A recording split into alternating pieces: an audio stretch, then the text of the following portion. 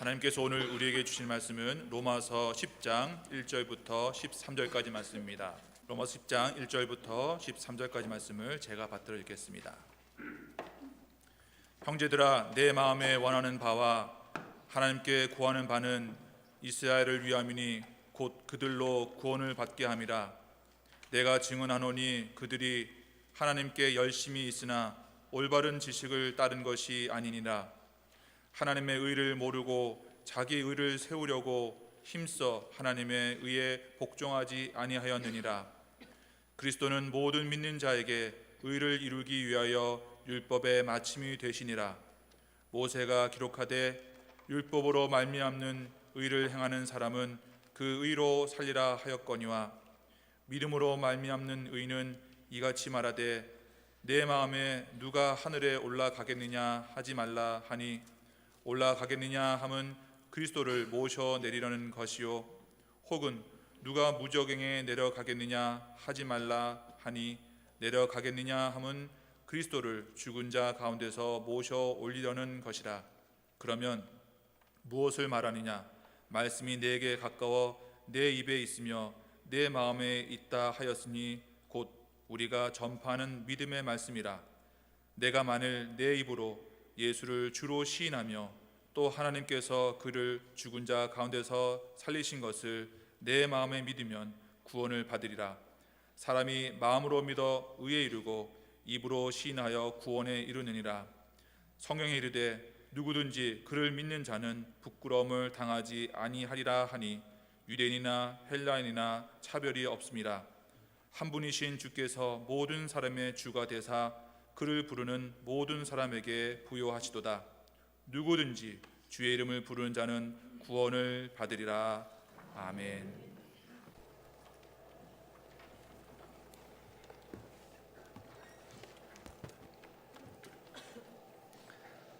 사도 바울은 로마서 9장에서 유대인과 이방인을 향하신 하나님의 예정과 선택을 말했습니다.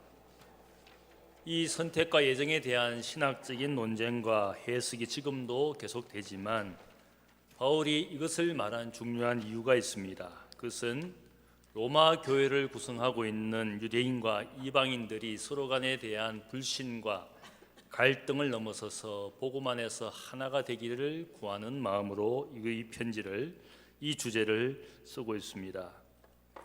바울이 말한 그의 논쟁의 핵심은 모든 사람들이 하나님 앞에 불순종하고 있는 죄인이기 때문에 우리 모두가 이방인, 유대인 구별할 것 없이 하나님의 긍휼이 필요한 죄인일 뿐이라는 사실을 말하고 있습니다.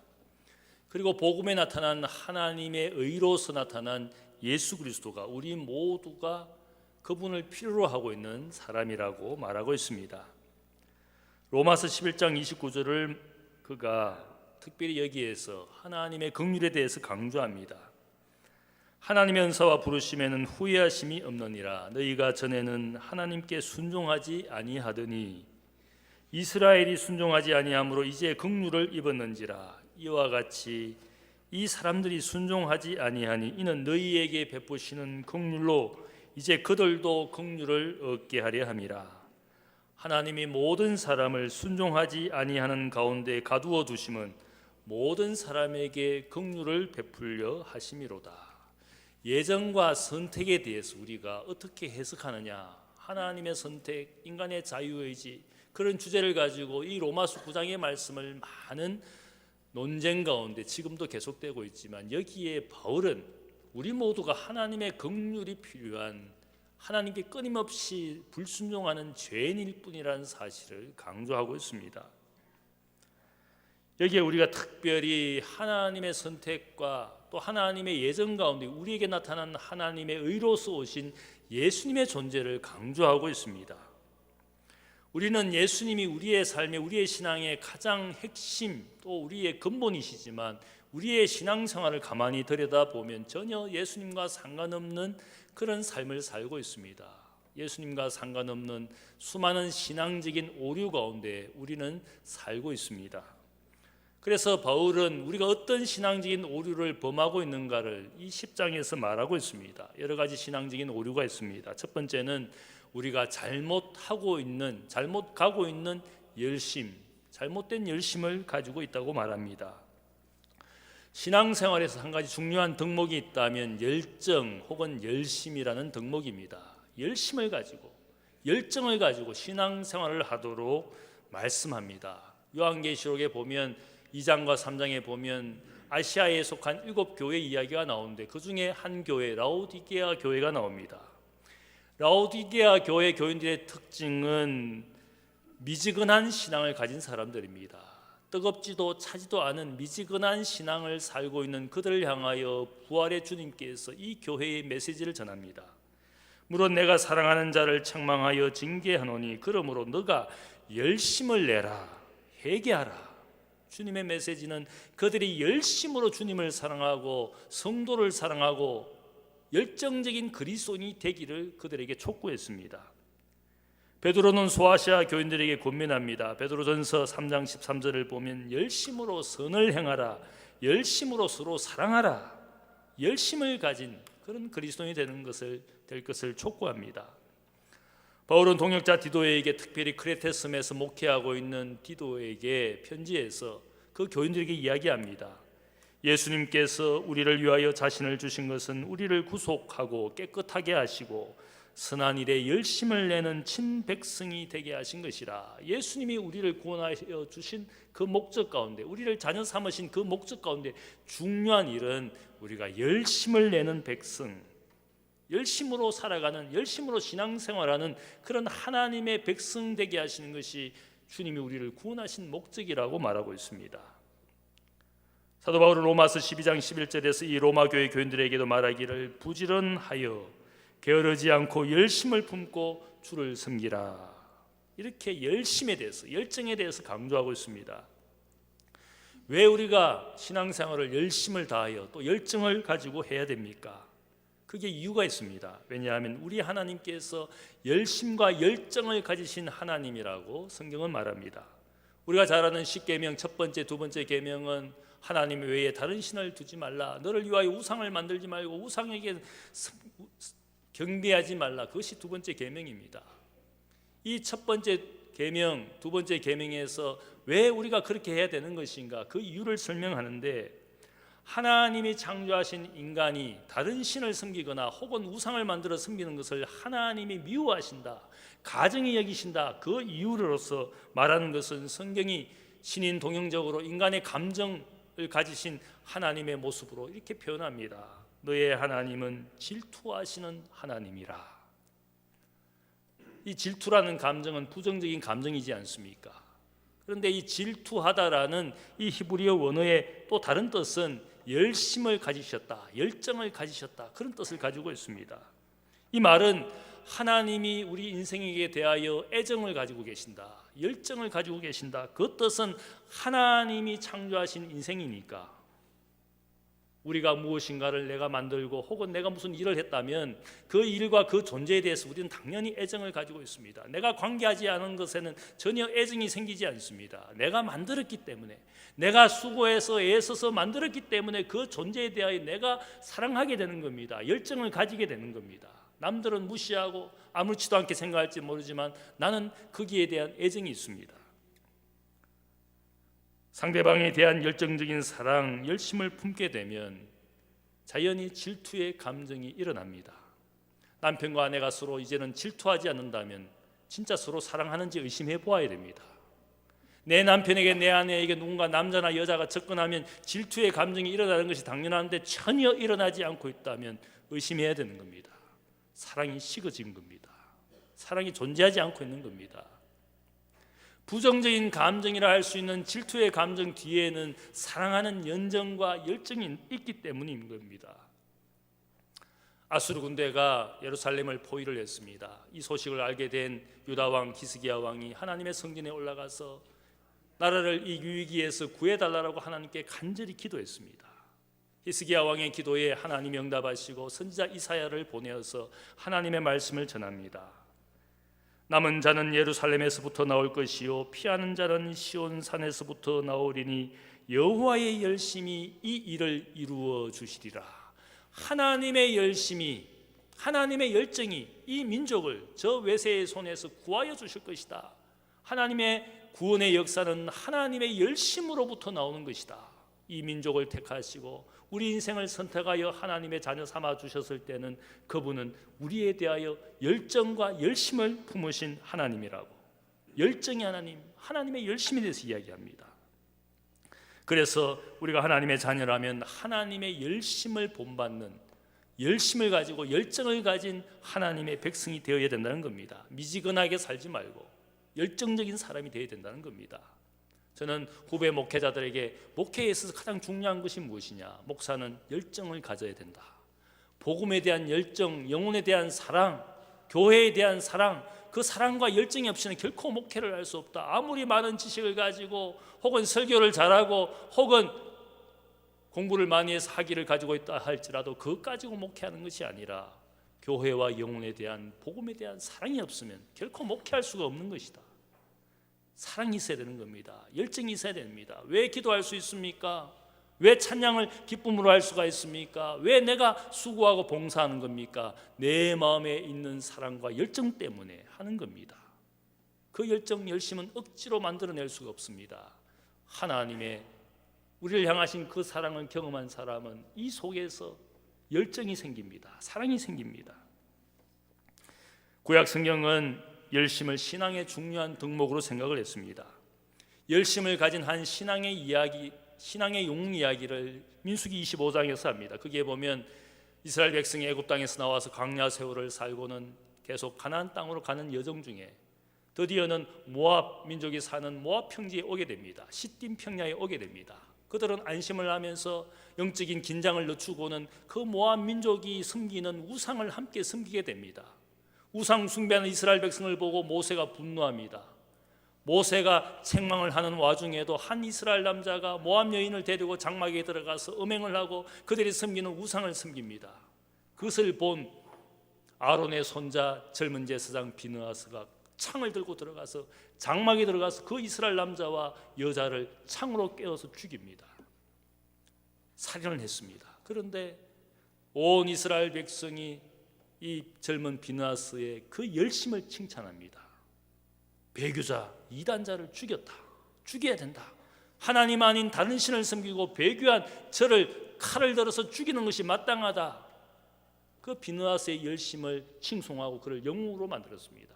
유대인의 역사를 보면 우리도 이 비느하스의 열심을 본받아야 된다. 역사를 보면 그런 비느하스의 열심을 본받고자 하는 그런 사람들이 많이 있었습니다. 대표적인 사람들이 열심당원, 아마 그 열심이란 단어가, 젤롯이란 그 단어가 비느하스의 열심, 하나님의 열심. 우리는 율법과 전통을 지키면서 외세를 몰아내기 위해서 칼을 들어서라도 저들을 죽여야 된다. 이단자, 외세를 칼로 쳐서라도 죽여야 된다. 그런 열심을 가진 역사의 모습이 있습니다. 우리가 잘 아는 그런 열심을 가진 사람이 성경에 나옵니다. 바로 사울이라는 청년이었습니다. 유대교의 율법과 전통에 누구보다 지나친 열심을 가진 사람이었습니다. 그 열심 때문에 저 기독교는 이단이고 예수쟁이들은 다 사람들을 유혹하는 미혹자라고 생각하고 그는 예수 믿는 사람들을 잡아가두고 죽이는데 앞장서고 서대반 집사를 돌로 던지는데 사람들의 증인이 되어주는, 누구보다 앞장서서 기독교의 도를 박해하던 사람이 사울 청년이었습니다. 그가 나중에 고백하기를 자신의 과거는 조상들의 율법과 전통에 누구보다 지나친 열심을 가지고 있어서 내가 십자가의 원수로 행하였다. 폭력적인 자신의 열심을 그렇게 회개하며 고백했습니다. 본문을 보면 바울은 과거의 자신처럼 이 유대인들이 그런 열심으로 살고 있다, 잘못된 열심으로 살고 있음을 말합니다. 그들 유대인들이 하나님께 열심히 있으나 올바른 지식을 따른 것이 아니니라. 하나님의 의를 모르고 자기 의를 세우려고 힘써 하나님의 의에 복종하지 아니하였느니라. 여기에 보면 과거의 자신처럼 유대인들이 율법의 의를 구하는 열심은 있지만 그것이 잘못된 지식이기 때문에 결국은 하나님의 의에는 순종하지 않고 자기 의를 행하는 그런 사람이라고. 교회 안에서 보면은 잘못된 지식 때문에 결국 잘못된 열심으로 잘못된 행동을 하는 분들이 많습니다. 자기가 주장하는 것 관철시키기 위해서 때로는 언성을 높이고 때로는 주먹질을 하고 때로는 조폭을 동원하고 그런 일들이 지금 비일비재하지 않습니까?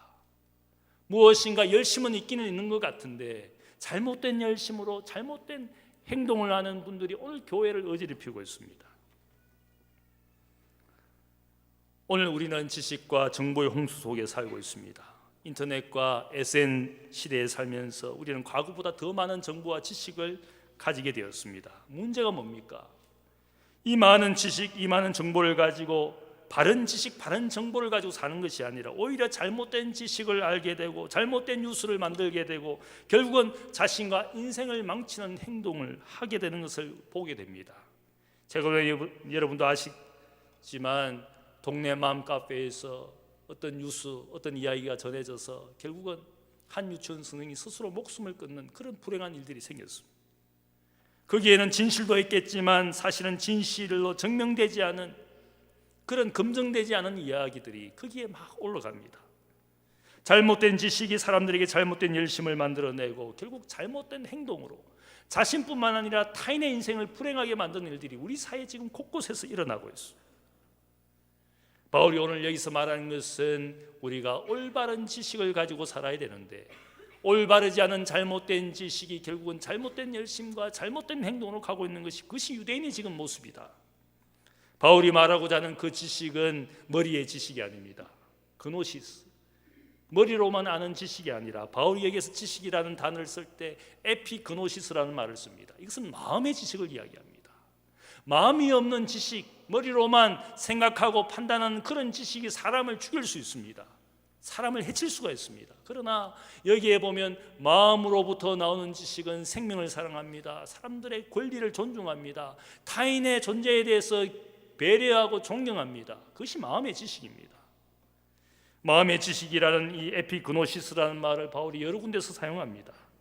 하나님과 그리스도를 아는 마음의 지식, 사랑이 풍성하게 되는 마음의 지식, 하나님의 뜻을 아는 지식, 진리를 아는 마음의 지식, 믿음과 경건에 속한 지식, 모든 선한 것을 아는 마음의 지식. 여기에서 그가 말하는 지식이라는 것은 마음으로부터 생명을 사랑하고 경건의 능력을 존중하고 그래서 기도 생활, 말씀 생활도 그것도 우리가 생각할 때 머리로만 생각하고 행동하는 그런 기독교인이 아니라 마음으로부터 주님을 섬기는 사람들은 기도하게 되어 있습니다. 말씀을 사랑하게 되어 있습니다. 오늘 한국교회가 왜 백런 줄 아십니까? 아는 사람이 너무 많습니다. 교회 가보면 서로 전부 다 안다고 말합니다. 서로 다 믿는다고 말합니다. 그러면서도 형제에게 상처를 주는 일들을 쉽게 합니다. 그것이 오늘 유대인들의 모습입니다. 율법을 아노라 하면서도 그 지식이 머리로만 있는 존재하는 지식이기 때문에 자기의 의를 추구하면서 타인에게 해와 악을 끼치는 것을 아무렇지도 않게 생각합니다. 그것이 우리의 모습입니다. 사람의 생명을 해치는 잘못된 지식은 잘못된 행동을 일으키는 잘못된 열심으로 만들어진다라는 것을 말하면서 바울은 그것이 우리 시대에도 마찬가지입니다. 과거에 종교의 타락이 왜 그렇습니까? 종교의 이름으로 하나님의 이름으로 종교 재판을 내서 사람을 죽입니다. 화형을 시킵니다. 그것이 우리 과거의 교회가 얼마나 영적으로 타락했는지 사람 죽이는 일들을 서슴지 않았어요. 종교의 이름으로. 근대사의 역사도 마찬가지지 않습니까? 잘못된 이념적인 지식이 폭력을 만들어서 서로를 해쳤습니다. 압제와 살인을 정당화했습니다. 자신이 가진 이념으로. 바울도 마찬가지로 자신의 과거에 그런 잘못된 열심을 가지고 기독교를 탄압하고 예수 믿는 자들을 잡아가던 일들을 누구보다 앞장서서 했던 자신이었다고 말합니다. 그는 지식이 많았던 바리새인이었지만 그 지식이 잘못되었기 때문에 잘못된 열심으로 잘못된 행동하는, 그래서 열심당원처럼 행동했습니다. 예수님 당시의 종파들이 사두개파, 바리새파, 율법에 대한 해석이 어떠냐에 따라서 종파가 나누어졌습니다. 그런 거 다 필요 없고 우리는 칼을 들고 외세와 싸워야 된다. 그런 열심당원이 있었습니다. 지식이 가득한 바리새파 사울 청년이었지만 그가 가진 잘못된 지식과 열심이 어떤 사람이 되게 되었습니까? 열심당원처럼 폭력을 행사했습니다. 가끔씩 무슬림을 미워하는 분들이 있습니다. 저 사람들의 종교야. 제가 생각할 때 무슬림의 모습 중에 그런 모습이 있습니다. 이단을 죽여야 된다. 유대인을 죽여야 된다. 기독교인을 죽여야 된다. 저는 그 종교가 그런 종교라고 생각할 때 꿀 안에 그런 내용들이 나온다는 것을 보고 섬뜩할 수밖에 없어. 어떻게 종교의 이름으로, 알라의 이름으로 다른 사람들을 쉽게 해칠 수가 있는가? 내가 자살해서 폭탄 터뜨려서 죽으면 저기에 천국 가면 70명의 처녀들이 나를 환영해 줄 것이다. 무슨 종교가 그런 천국을 말합니까? 남을 해치면서 내가 천국에 갈 수 있다는 그런 종교는 다 거짓 종교이지 않겠습니까? 이념처럼 자신의 모든 것들을, 자기의 의를 합리화하는 거짓 지식이 거짓 열심을 만들고 거짓 행동, 폭력을 만드는 것이지 않겠습니까? 오늘도 우리가 신앙의 이름으로 폭력을 휘두르는 일들이 얼마나 많은지 모릅니다. 옛날에 이발소에 가면은 이발사들이 면도칼을 가지고 얼굴과 목을 이렇게 면도를 해줍니다.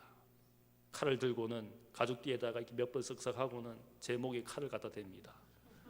그 순간에 제가 소름이 끼칩니다. 이 사람이 땀만 먹고 목을 끄면 나는 그 자리에서 말 한 번 못하고 죽네. 얼마나 무서운지 모릅니다. 만약 그 사람이 크리스찬이라고 그러고 크리스찬 면도사가 칼을 들고는 제 목에 갖다 대고 오늘도 하나님 만날 준비가 되어 있습니까? 아무리 좋은 뜻으로 선한 마음을 가지고 했지만 자신의 손에 칼을 들게 되면 그 순간 그것은 전도도 아니고 그 무엇도 아닙니다. 폭력일 뿐입니다. 무력으로, 폭력으로 남을 억압하는 그 어떤 것은 하나님이 원하시지 않습니다. 우리가 사랑으로, 선으로 악을 대하는 것이 오히려 기독교의 정신이지 않습니까? 아무리 율법의 지식으로 충만한 바리새인이지만 그가 폭력을 행사하는 그 순간에 그는 열심당원일 뿐이었어. 하나님의 의와는 전혀 상관없이 자신의 의에 빠진 어리석은 인생들이 교회에 가득합니다. 그것이 오늘 한국교회의 모습입니다. 잘못된 지식, 머리로만 아는 지식이 잘못된 열심을 만들고 잘못된 행동으로 가고 있는 것을 보게 됩니다. 두 번째로 우리의 신앙의 오류 가운데 특별히 바울은 하나님의 의라는 것이 무엇인가? 멀리 있고 어려운 하나님의 의가 아니라고 말합니다. 우리가 신앙생활을 너무 어렵게 하는 경향이 있습니다. 좋은 교회를 찾아가야 되고 좋은 목사를 만나야 되고 마음에 맞는 교인들을 만나고 사귀어야 된다고 생각합니다. 이왕이면 시설과 환경이 좋고 교회 학교가 잘 운영되고 있고 예배 분위기도 좋아야 하고 찬양대와 오케스트라라는 구색을 갖춘 예배 음악이 좋은 교회를 혹시 찾고 있는지 모르겠습니다. 그런데 또 어떤 분들은 시설은 다 좋은데 사람이 별것 아니야. 사람들이 별로야. 교인은 좋은데 목사가 별로야. 목사는 좋은데 교인이 별로야. 제가 새가족을 만나보면 가끔씩 그런 이야기를 하는 분이 있습니다. 목사님은 좋은 것 같은데 교인이 별로네요. 저는 그런 소리만 또 듣고 있습니다. 아마 여러분들 중에는 아마 그런 소리 들을지 모르겠습니다. 교인은 좋은데 목사님이 별로네요. 신앙생활을 그렇게 어렵게 하는 분들이 있습니다. 또 많은 것을 갖춘 교회에 다니고 있지만 자신의 신앙적인 고민 때문에 혹은 인생의 고뇌 때문에 신앙생활을 힘들어하는 분들이 있습니다. 하나님이 없다고 생각이 되고 믿음은 마치 미신처럼 생각되고 목사가 전하는 설교의 이야기는 다 거짓말이고 다 사기라고 생각하는 그런 마음이 들 때도 있습니다. 목사의 진지한 설교를 들으면 따분하고 건조하고 잡생각만 납니다. 예배를 드리면서도 내가 왜 이곳에서 아까운 시간을 버리고 있지? 온갖 생각이 다 납니다. 제가 여러분들이 여기 앉아 있지만 여러분의 이야기를 다 듣고 있습니다. 목사가 열심히 설교하지만 왜 이렇게 목사가 설교만 하면 잠이 오지? 그런 고민을 하는 분도 있습니다. 잠도 많이 자고 왔는데 왜 목사가 설교만 하면 나는 잠이 오지? 그런 생각도 또 그런 말도 하는 분도 있습니다. 형식적인 예배, 형식적인 기도, 찬양이 저희 자신에게 전혀 공감이 되지 않습니다. 뭔가 눈에 확 들어오고 하나님의 음성이 귀에 들리고 혹은 마음을 흔드는 신비한 체험을 하게 되면 뭔가 확실히 믿고 살 것 같은데 왜 이렇게 신앙생활이 어려운 것이지? 스스로 그런 고민을 하는 분들이 많을 줄 압니다. 여기에 분명한 바울의 메시지는 신앙생활이 그렇게 어려운 것이 아니다. 오히려 신앙생활이 쉽다라는 말을 우리에게 하고 싶어합니다.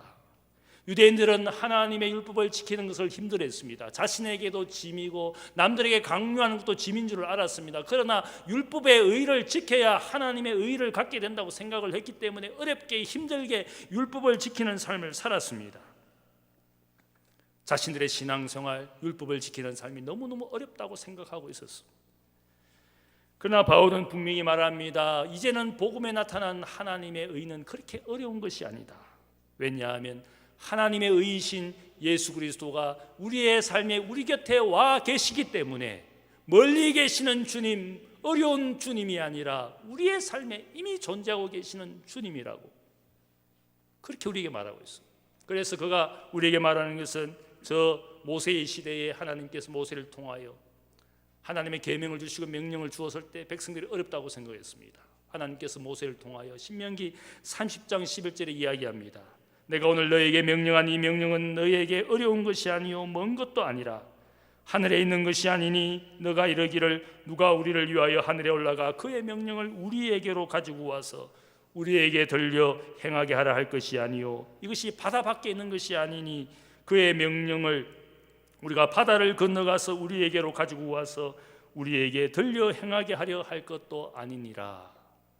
이 말씀은 하나님의 말씀, 하나님의 명령이 구하기 어려운 것이 아니다. 하늘에 가서 가져와야 되고 바다 밖에 가서 가지고 와서 우리가 이 말씀을 지켜 행하는 그런 어려운 것이 아니다. 하나님의 말씀은 너의 입에 있고 하나님의 말씀은 너의 마음에 있는 것이다. 이 말씀을 인용하면서 사도 바울은 이야기합니다. 우리가 신앙생활하는 것이 어려운 것이냐? 하나님의 말씀이 우리에게 있는 것처럼 그리스도도 우리 곁에 있는 것이다. 하늘에 올라가서 그리스도를 모셔 내려올 필요도 없고 저 음부의 날에 가서 음부에 계신 그리스도를 모시고 올라와야 될 필요가 없는 것이다. 주님은 우리 곁에 계시는 것이다. 너의 입으로 예수를 주라 신하고 너의 마음으로 예수 그리스도가 우리를 위하여 부활하신 그것을 믿으면 우리가 하나님의 의이신 하나님의 의를 내 마음에 모시고 내가 구원받는 사람이 되는 것이다. 결코 신앙생활이 어려운 것이 아닙니다. 왜 그렇게 신앙생활을 어렵게 합니까? 왜 이렇게 생각이 많습니까?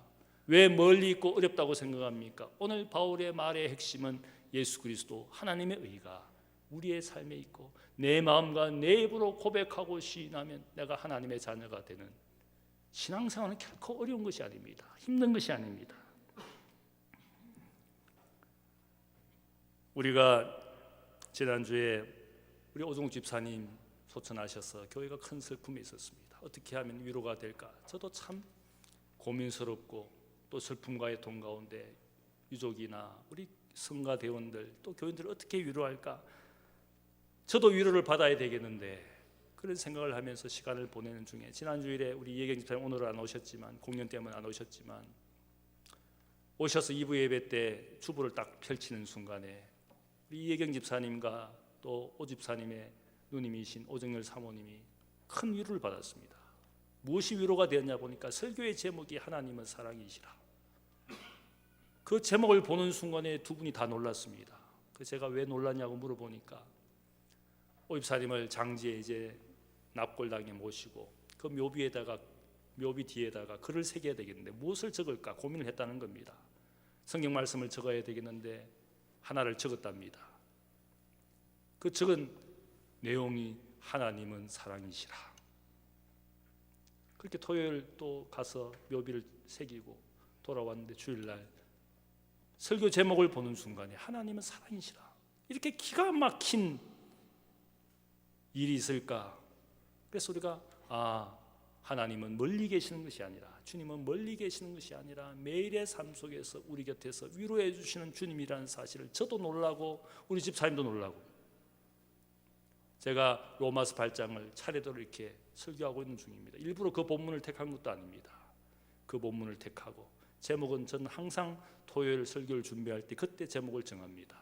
토요일 아침에 묵상하는 가운데 요한 1서에 있는 말씀 하나님은 사랑이시라. 그 말씀을 제목으로 택하고 로마서 8장을 제가 설교했습니다.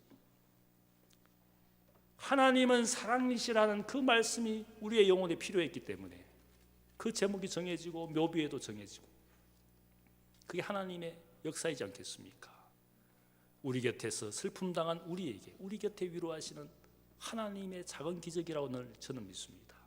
말씀이 내 가까이 있고 말씀이 내 마음에 있고 하나님의 사랑이 멀리 있는 것이 아니라 오늘도 내 삶 속에서 날마다 나를 위로해 주시고 붙들어 주시는 큰 기적이 이루어지지 않았다고 우리는 낙심할지 모르지만 매일의 삶에 승리를 주시는 사도 바울은 끝없는 고난 가운데서도 날마다 이김을 주시는 하나님께 감사하노라.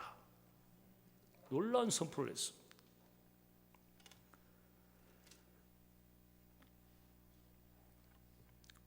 말씀이 성육신하신 주님이 우리 곁에 있고 하나님의 의이신 주님이 우리 가까이 있습니다. 그러나 나는 보이지 않는다고 의심합니다. 교회와 목사와 성도들이 마음에 들지 않는다고 교회와 신앙으로부터 멀어집니다. 나의 의심이 그치지 않고 고뇌가 깊어진다고 해서 믿음을 경시합니다. 그러나 바울은 말합니다. 내 곁에 주님이 계시고 내 입과 마음에 하나님이 말씀이 있기 때문에 나는 주를 믿고 주를 고백합니다. 주의 이름을 부르는 자마다 구원을 얻으리라. 결코 신앙이 어렵거나 멀리 있는 무엇인가를 내가 찾아서 억지로 갖고 오는 것이 아닙니다. 그분이 이미 내 곁에 와 있다는 말씀입니다. 어렵고 힘든 과정을 거치면 믿을 것 같은데 그렇지 않습니다. 기적은 결코 믿음을 만들지 않습니다. 예수님 당시에 수많은 사람이 예수님의 기적을 보았지만 그 기적이 그들의 믿음으로 만들어지지 않았습니다. 예수님의 존재가 우리에게 믿음을 만듭니다. 나를 위하여 피 흘리신 주님의 존재가 얼마나 귀한 것인지, 얼마나 감사한 것인지 그 인정과 고백으로부터 믿음이 생기는 겁니다. 세 번째로 우리의 신앙적인 오류는 전하지 않는 우리의 발걸음 때문입니다. 읽지는 않았지만 바울은 14절부터 그리스도인들은 복음을 전하는 사명을 받은 사람이라고 강조합니다. 복음을 전하는 발걸음 때문에 그리스도인들이 전하는 그 복음의 메시지 때문에 믿음의 역사가 시작됩니다. 전하는 자들의 전하는 것 없이 들을 자가 없다는 겁니다. 우리가 그래서 가야 한다, 복음을 전해야 한다라고 말합니다. 예수님께서 부활 성천하시면서 주신 마지막 명령은 가서 복음을 전하라, 땅끝까지 복음을 전하라. 그것이 주님의 마지막 명령입니다. 전하지 않는 그리스도인들, 가지 않는 그리고 일하지 않는 그리스도인들, 머물러 있는 그리스도인들 때문에 교회가 방향을 잃었습니다. 교회가 방향을 잃고 표류하고 있고 교인들은 복음 전파라는 목적을 상실하고 신앙생활을 하다 보니까 어떻습니까? 교회의 모습은 목적이 아닌 수단에 불과한 것을 붙잡고 그거 유지하느라고 싸움박질을 합니다. 교회당 건물 혹은 지위 혹은 무슨 체제 그거 따지면서 싸우고 있느라고 그림자에 불과하고 있다가 사라질 그 수단 때문에 그거 지키느라고 싸움박질하느라고 교회가 방향을 잃었어. 수많은 큰 교회들이 그 때문에 몸살을 앓고 있지 않습니까? 전하지 않는 자들의 문제 때문에 오늘 교회가 몸살을 앓고 있습니다. 미국의 개신교 교파이면서 선교 지향적인 교단 크리스천 미셔너리 얼라이언스라는 이 교단의 창시자 A.B. 심슨이라는 목사님이 일화가 있습니다. 심슨 목사님의 집에 어느 날 손님이 왔습니다. 손님이 하룻밤을 자는데 아침 일찍 일어나는데 보니까 심슨 목사님의 서재에 불이 켜진 것을 보고 살짝 들여다보게 되었습니다. 그때 놀라운 것은 심슨 목사님이 자신의 책상에 앉아서 그 책상 위에 있는 둥그런 지구의를 두 팔로 가슴에 파묻고는 눈물로 기도하고 있는 것을 보았습니다. 제 가운데 방황하고 있는 세상의 영혼들을 위하여 목사님이 새벽마다 두 팔로 지구를 품고 세상을 품고 하나님 아버지의 마음으로 긍휼의 마음으로 세상의 죄인들을 위하여 눈물로 기도하시는 목사님의 모습에 큰 도전을 받았습니다. 여러분은 무엇을 위하여 살고 있습니까? 여러분의 신앙과 여러분의 인생은 지금 괜찮은 겁니까? 어떤 모습으로 살고 있습니까? 하나님의 뜻을 행하는 괜찮은 교회, 하나님의 말씀에 순종하는 괜찮은 그리스도인으로 살고 있는 겁니까? 혹시 잘못된 열심으로 살고 있지 않습니까? 혹시 잘못된 사랑으로 살고 있지 않습니까? 무엇이 여러분의 신앙생활을 어렵게 만들고 있습니까? 왜 교회라는 공동체를 멀리하고 있습니까? 여러분의 신앙은 진짜 괜찮은 겁니까? 내가 교회를 멀리하고 신앙의 공동체를 멀리하는 여러분은 지금 괜찮은 사람입니까? 하나님 보시기에 괜찮은 그리스도인으로 살고 있는 겁니까? 신앙의 목적을 잃어버린 채 혹시 영적으로 방황하고 있지 않습니까?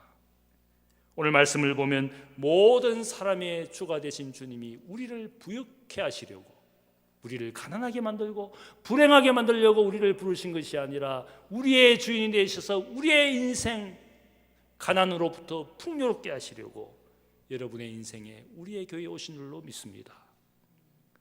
괜찮은 교회, 괜찮은 그리스도인 누구겠습니까? 하나님의 뜻을 온전히 행하는 바른 열심을 가지고 머리의 지식이 아니라 마음으로부터 생명을 사랑하는 그 지식을 가지고 우리 곁에서 계셔서 위로하시는 우리의 마음과 우리의 입술에 계신 그 하나님의 말씀을 우리가 사랑하고 순종할 때 진정한 소명, 진정한 목적을 가지고 살게 될 줄로 믿습니다.